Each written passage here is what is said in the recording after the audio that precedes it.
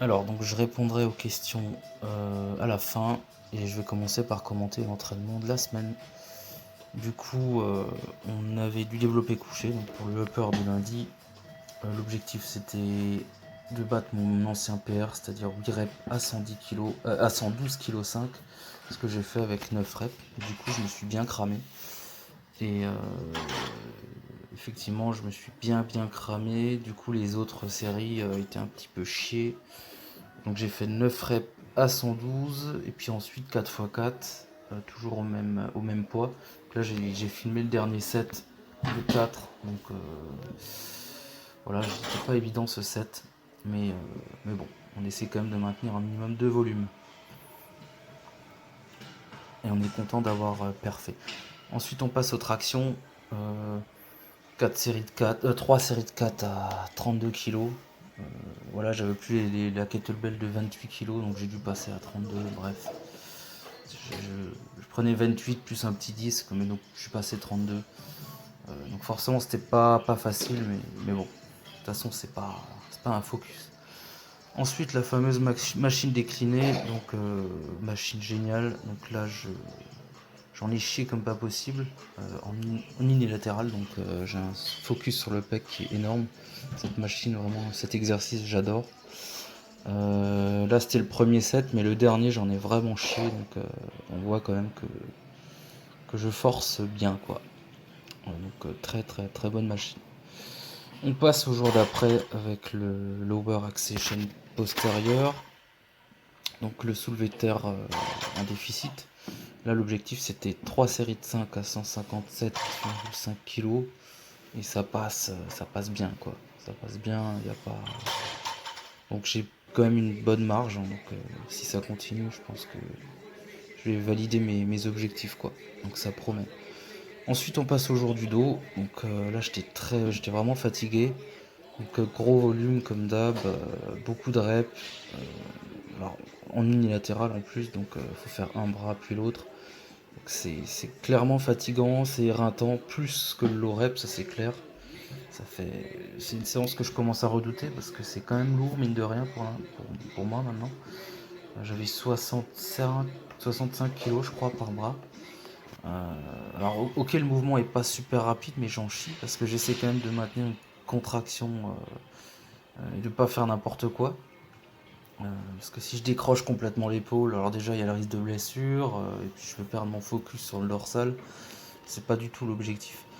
Ensuite la fameuse machine, donc là pareil ça a l'air facile. Alors effectivement c'est pas, je bourrine pas comme un bourrin, enfin comme un gros porc, mais l'objectif là c'est vraiment de cibler. Donc je cible, j'essaie de vraiment me focus sur la contraction et l'étirement du grand dorsal. Voilà, donc machine sympa. Ensuite j'ai filmé aussi le tout dernier exercice que je fais le jour du dos. Tirage, prise rapprochée avec la prise Mac, donc prise excellente, vraiment c'est au niveau ergonomie c'est génial et le focus sur les grands dorsaux là c'est énorme, vraiment c'est un exercice génial, quoi, pour finir. J'aime beaucoup.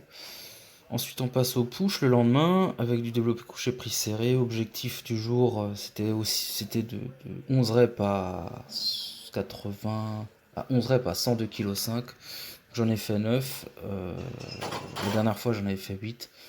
Donc c'est quand même un petit progrès. On va deload la semaine prochaine pour repartir, etc., quoi. Ensuite j'ai filmé aussi le curl. Donc la premier set 14 reps à 22 kg. Curl incliné. Assez incliné quand même. Alors effectivement c'est pas l'exécution de la Simsili, ça on est d'accord, c'est pas de la contraction volontaire astrale, mais bon, le mouvement est pas tellement dégueu et bon, là je suis vraiment dans une optique de mettre des gros poids et puis me concentrerai sur faire beaucoup de reps, allonger de plus en plus les séries plus tard. Mais là il faut faire sortir ses biceps, donc comme dit, le but c'est de faire beaucoup de reps avec du lourd. Donc de longues séries avec des poids lourds. Ensuite j'ai filmé les triceps, dernier exercice à la corde, rien de spécial à en dire. classique. C'est pas sur ça que je vais compter pour avoir des triceps énormes, c'est juste en finition, mais c'est toujours sympa au niveau des sensations. Et le jour des jambes, leg day, super forme. Là, l'objectif c'était 5 reps à 127,5 kg. J'en ai fait 6 et encore j'avais de la marge, je pense que j'aurais pu encore en faire 2. Donc vraiment super content, vraiment c'est super content, ça passe bien. Les 5 à 125 étaient vraiment plus durs la semaine dernière, comme quoi l'état de forme peut vraiment tout changer d'une semaine à l'autre. Donc voilà, pas hésiter, là j'en ai fait 6 au lieu de 5. Quand on est vraiment en forme, en faire un tout petit peu plus. J'ai filmé la dernière série, là j'en ai fait 4. Toujours dans un souci de rester assez, d'éviter l'échec quoi. Donc je pense que j'en avais 5. Même si la dernière, là des 4 a l'air de passer pas facile, je pense que j'en avais une cinquième en forçant bien. Mais donc vraiment content de ce squat. Ensuite on passe au SSB. Donc là aussi cet exercice, je commence vraiment à l'apprécier.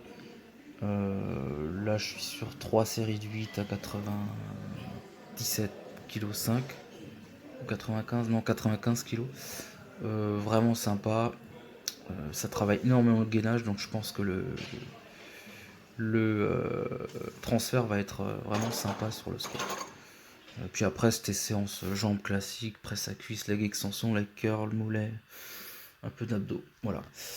Donc maintenant, je vais passer rapidement aux questions. Donc, alors, je fais pas beaucoup d'exercices a priori de base. Donc, alors je dirais que c'est faux. Je fais quand même pas mal d'exercices de base. Alors, quand j'entends de base, j'entends pas exercice polyarticulaire, j'entends les classiques, les exercices de base, poids et halter ou poids de corps, on va dire. Donc c'est développé couché, traction, soulevé terre, squat, développé militaire, etc. Donc je fais quand même du soulevé terre, je fais du squat, je fais du bench en prise serrée, je fais des tractions lestées. Donc si quand même je fais des exercices de base. Mais effectivement, j'ai pas un volume énorme sur les exercices de base.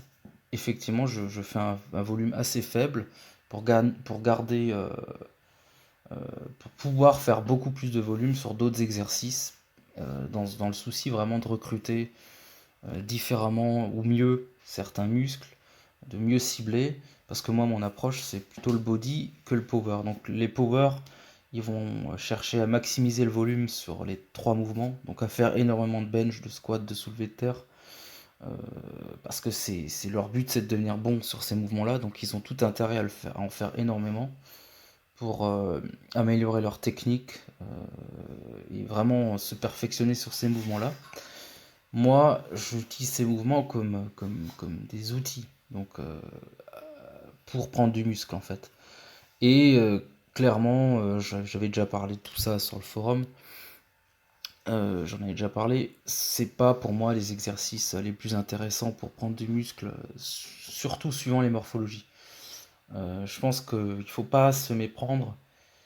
On a tendance à confondre entraînement power et body, alors que c'est pas du tout la même chose. Effectivement, la tension mécanique, c'est le facteur principal de prise de muscle.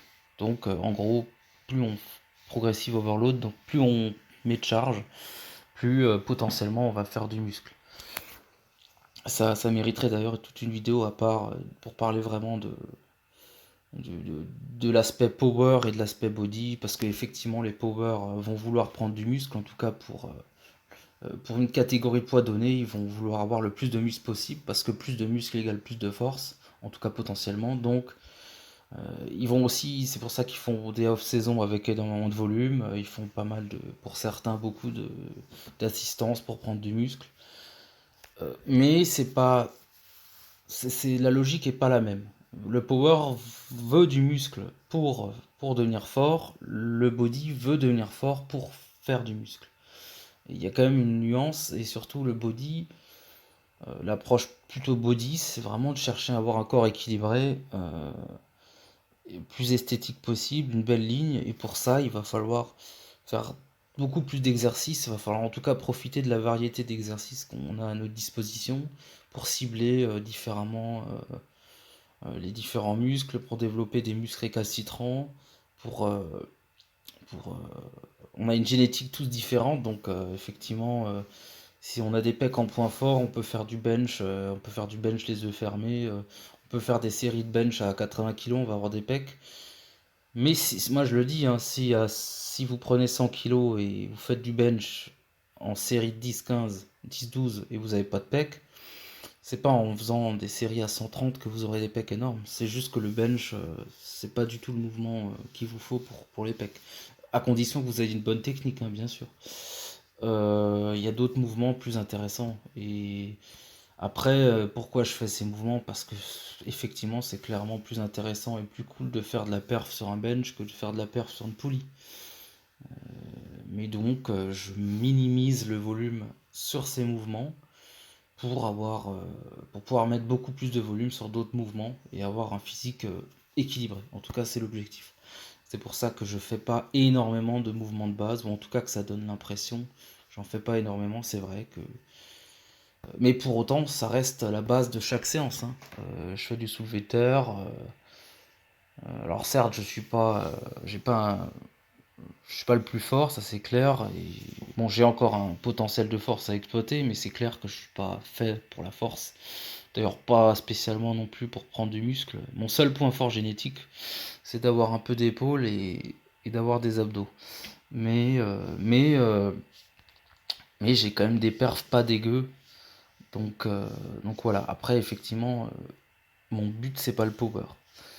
Donc, euh, donc voilà. Mais effectivement, développer sur cette distinction entre power et body, ce serait intéressant, mais ça nécessiterait une autre vidéo parce que là, déjà, ça dure. Donc voilà, merci d'avoir regardé la vidéo et à la semaine prochaine. Ciao!